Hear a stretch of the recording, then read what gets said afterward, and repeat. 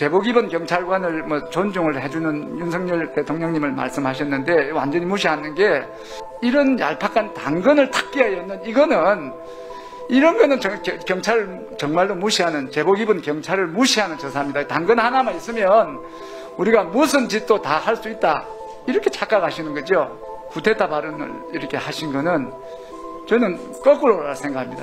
공무원의 입을 막아서 정치적인 중립을 훼손하는 이런 절차를 진행하는 세력들이 오히려 쿠데타 일당이다. 광주 북구의 이영석 의원입니다.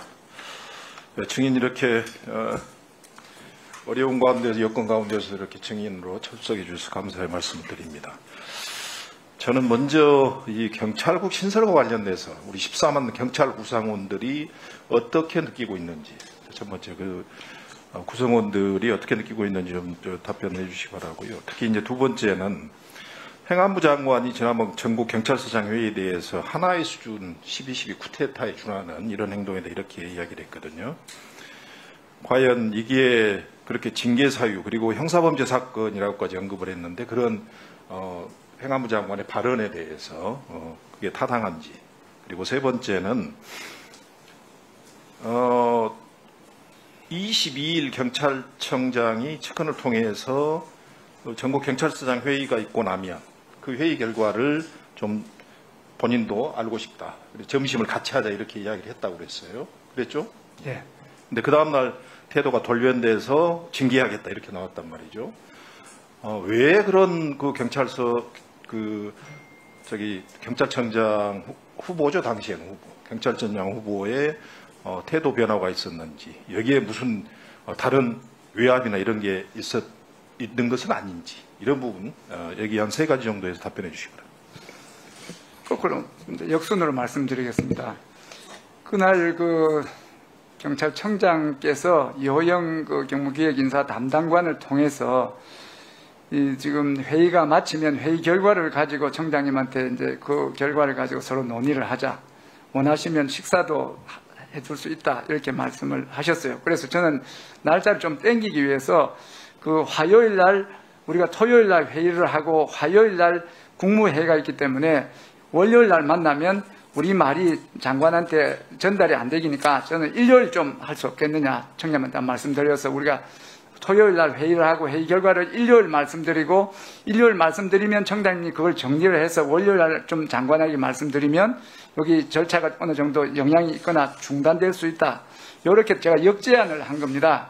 그러니까 다시 이제 여쭤보고 전화가 왔는데 그냥 월요일 날 식사 보고 만나는 걸로 하자. 이렇게까지 아주 구체적으로 이제 왔다 갔다 하는 말이 있었는데 네.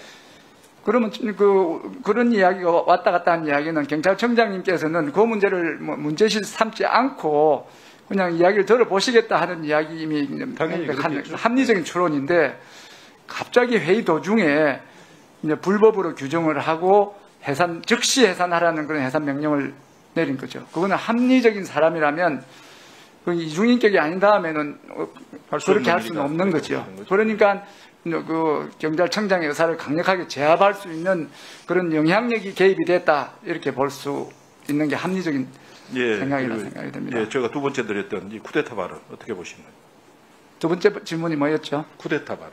예, 쿠데타 발언이라는 거는 저도 한번 말씀을 드렸는데 우리가 공무원의 정치적 중립은 헌법에 보장되어 있는 아주 중요한 원리인데 이런 공무원의 정치적 중립과 관련해서 그걸 지켜내겠다고 이렇게 휴일날 사비를 들여서 회의를 하는 사람을 쿠데타 발언을 이렇게 하신 거는 저는 거꾸로라 생각합니다.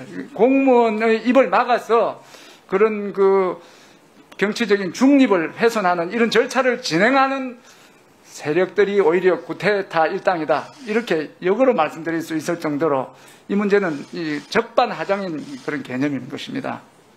예, 좋습니다. 또 첫 번째 질문에 대해서 말씀을. 첫 번째는 제가 이제 경찰국 신설에 대해서 우리 14만 경찰 구성원들 느낌. 대부분 아까 지금 답변하시려다가 위원장께서 제대로 답변을 못 하셨으니까 그 답변 한번 해보시죠. 이 경찰을 모욕하는 겁니다. 이게 뭐 내용도 불법이고 뭐 시기적으로도 경찰청장이 안 계신 이런 시기를 틈타서 날치기로 이렇게 진행된 것 절차적인 하자도 명백하지만 그보다 더 중요한 거는 우리 경찰을 무시하는 거예요.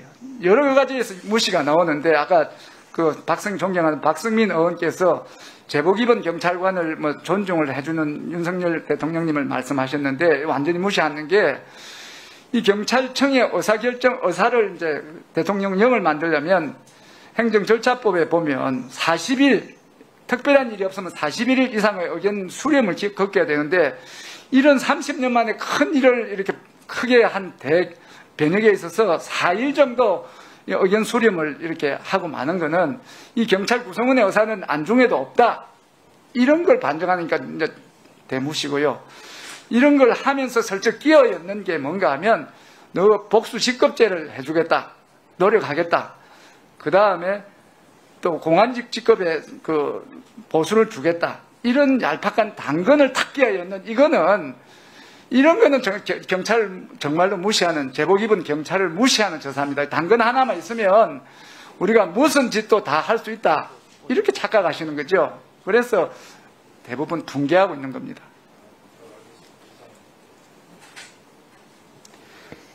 예.